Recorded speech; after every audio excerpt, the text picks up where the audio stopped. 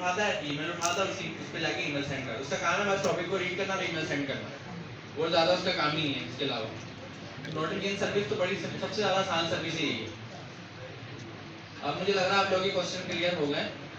अब जो जवाब आता है वो जाता है आपकी हार्ड वर्क और सारी मेहनत पे। प्रोजेक्ट आप लोगों को दिया हुआ था, तो काफ़ी आप में से लोगों ने हैंड रेस करें, प्रॉब्लम्स आप लोगों को हुई होंगी। और मैं मानता है कि बात बताऊँ, सबसे अच्छी लैंडिंग आपकी प्रोग्रामिंग में कब होती है? जब आप ब्लैंक हो और उसके बाद भी आप प्रोजेक्ट कंप्लीट करो। वो जो लैंडिंग करने वाली आपने क्यूरियोसिटी आती है ना, यार मुझे प्रोजेक्ट करना है, डेडलाइन है और लाजमी करना है, मुझे तो पता ही नहीं करूँ मैं क्या।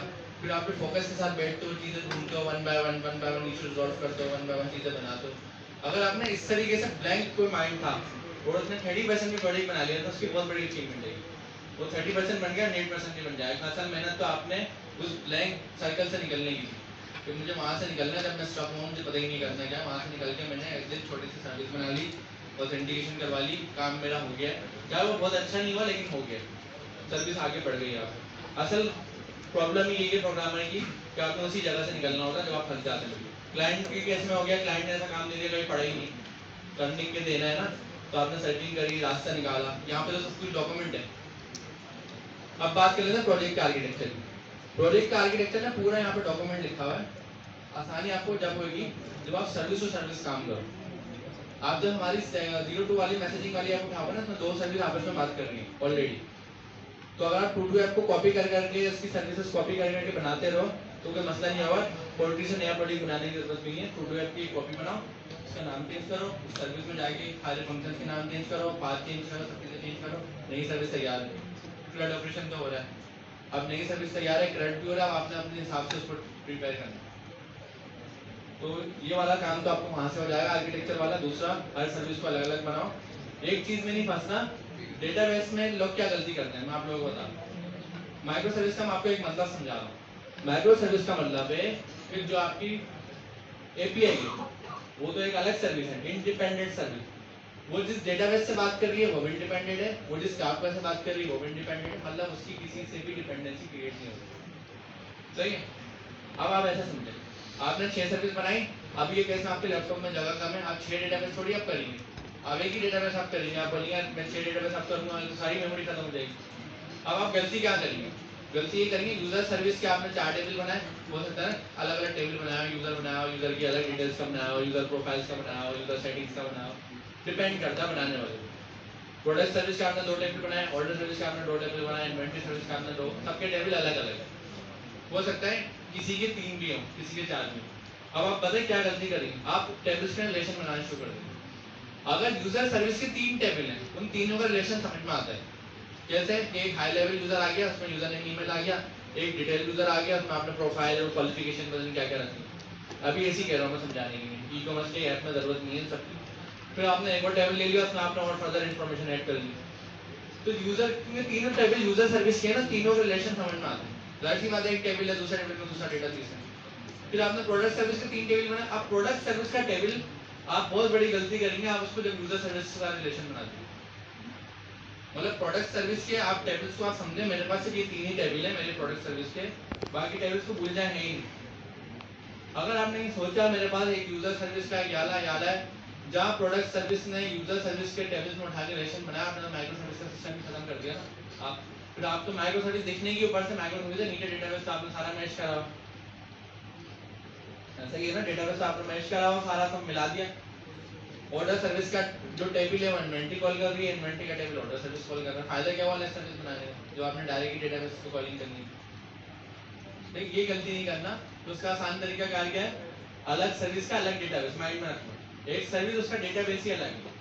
तो अगर आपने फिलहाल एक ही डेटाबेस यूज करा अपनी मेमोरी बचाने के लिए, तो उससे अगर टेबल्स है ना, उसके टेबल और दूसरी सर्विस के टेबल्स को आपस में कोई रिलेशन नहीं बनाई नहीं ना, ताकि माइंड में रहेगी ये अलग है ये अलग है। अभी फिलहाल आप एक रख लें, लेकिन फिर रिलेशन नहीं बनाए। अभी आपको लगेगा साथ साथ में बना लेता हूँ, लेकिन नहीं बना। अब आप बोलेंगे भाई मुझे अगर डेटा रीड करना मैं कहाँ से करूँ? अब यहाँ पे थोड़ी सी डिपेंडेंसी है। कैसे? यूजर सर्विस का आपका पेलोड आ गया, जेडब्ल्यूटी का टोकन आ गया, टोकन से आपने पेलोड निकाला, यूजर की डिटेल आ गई, एक काम तो हो गया। प्रोडक्ट सर्विस को अगर इन्वेंटरी का कोई डेटा लेना है तो वो डायरेक्ट इन्वेंटरी की सर्विस को कॉल करेगी, वो इन्वेंटरी का डेटाबेस कॉल नहीं करेगी। कर सकते हैं ना, एक एपीआई दूसरी एपीआई को कॉल कर सकती है ना। अगर प्रोडक्ट सर्विस को इन्वेंटरी का डेटा लेना है, या तो काफी का टॉपिक होगा तो कोई टेंशन नहीं, फिर तो आप टॉपिक से डायरेक्ट डेटा उठाएं, क्योंकि टॉपिक का मतलब ही यही था कि आपने डिपेंडेंसी खत्म करनी है। लेकिन अगर बात डेटाबेस पर आ जाए तो आप इन्वेंटरी सर्विस कॉल करके उसका डेटा लें, ना कि आप उसके टेबल को कॉल करें, ताकि आपके रिलेशन में आप नहीं फंसे। होता है क्या, रिलेशन दूसरा रिलेशन तीसरा, इतने सारे रिलेशन बन जाते हैं। हाँ एपीआई कॉल कर सर वो तो थोड़ा स्लोली हो जाएगा।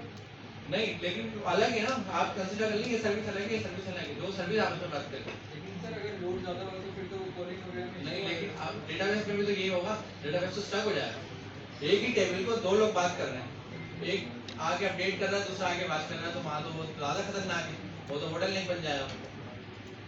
वो तो एक आगे जब बात करेगा दूसरे को वेट करना पड़ेगा। डेटाबेस में तो यही होता है ना, एक ही जब वेट कर रहा होता है, लॉगिंग सिस्टम होता है इसमें, तो वो आप खुद लॉक करते हैं, अभी केस में हमने लॉक नहीं करा, लेकिन एक अगर स्ट्रेटजी अगर माइंडसेट से सोचे तो ये तो और ज़्यादा खतरनाक है कि डेटाबेस में आपने ऐड कर लिया। हाँ यही कह रहे हैं, आप काफी का टॉपिक लगा दें।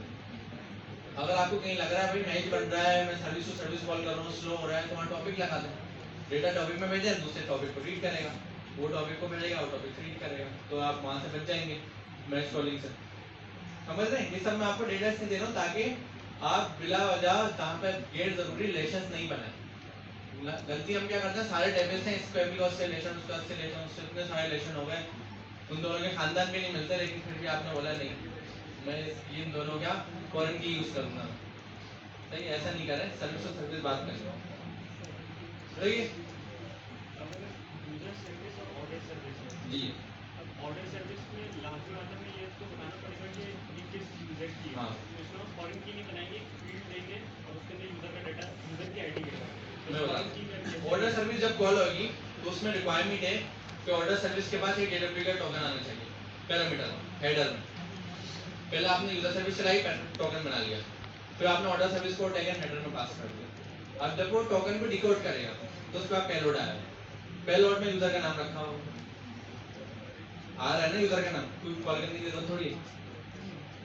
डेटाबेस में मुझे यूजर का नेम ऑर्डर में लिखना पड़ेगा, मैच करने वेयर इसका क्लॉज बनाना। नहीं, डेटाबेस में तो है, मैं ये कह रहा हूँ जब ऑर्डर सर्विस कॉल हुई तो वो हेडर में एक JWT टोकन ला गया पैरामीटर के साथ। उस JWT टोकन को जिससे आप डिकोड करोगे, JWT टोकन में पेलोड होता है, एक ऑब्जेक्ट होता है, उस ऑब्जेक्ट में आप जब उसको बना रहे हो तो उसकी जगह आप यूजर नेम रखवा दो, तो जिसके पास वो पेलोड जाता है उसके पास यूजर नेम तो आ गया, वाला मसला तो वहीं हल हो गया, डेटाबेस कॉल करने की जरूरत नहीं है।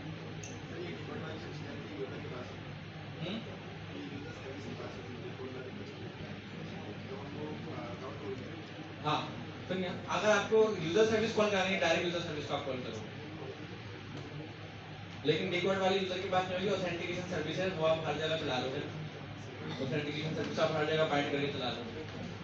और ई कॉमर्स के ऐप में ना एनोनिमस भी रखते हैं, अगर कोई लॉगिन नहीं है तब भी उसको ऑर्डर पास करा देना, सही यूजर नेम बोल देना, क्योंकि ई कॉमर्स है ना, यूजर लॉगिन नहीं है, आपने यूजर की ईमेल तो ले ली ना, तो उसका आप रिसर्च खुद करवा दें। थोड़ा सा आसान रखें, सिंपल रखें। शुरू में क्या करें, प्रोजेक्ट पूरा बनाएं, कॉम्प्लेक्सिटी खत्म कर दें, जहाँ फंसे उस चीज को होल्ड कर लें, बाद में देखें एटलीस्ट प्रोजेक्ट पूरा हो जाए। तो प्रोजेक्ट पूरा हो जाए फिर आप थोड़ा सा एडिशनल देखते हैं, फिर एडिट करना है, ये करना है, वो करना है। सर ने अभी कुछ चीजें बताई ग्रुप पे, क्या क्या चीजें बताई, पेपर बताया, और कंटेनर पर डिप्लॉय करना है, ये भी बताया। तीसरा क्या बताया कि डेटाबेस की कम्युनिकेशन डायरेक्ट करनी है, काफी की कम्युनिकेशन थ्रू द डेफर करनी है। अब ये जो सर ने सारे स्टेप बताए आपने करने का है, पहले एक प्रोजेक्ट कंप्लीट करना है, जब वो प्रोजेक्ट कंप्लीट हो जाए उसके बाद आपने इन स्टेप्स को उठाना। अभी आप उठाएंगे, आप पहले प्रोजेक्ट बनाना, पहले हमने कहा बिजनेस प्रायोरिटी है, बिजनेस के बाद आप ये टेक्निकल चीजों को देखते रहना, मसला नहीं है। एटलीस्ट आप मुझे चेक तो करा देंगे, बता दो सही है मैंने प्रोजेक्ट बना लिया है, एडवांसमेंट में करता रहूँगा, एनहांसमेंट में करता रहूँगा, उसका मसला नहीं है, डिप्लॉयमेंट वाला प्रोसेस कर देगा उनका। सही है, तो कोई भी कहीं भी स्टक ना हो, अपने आप को स्टक जहाँ पे हो रहा है वहाँ से निकालें, प्रोजेक्ट बनाने में फोकस करें।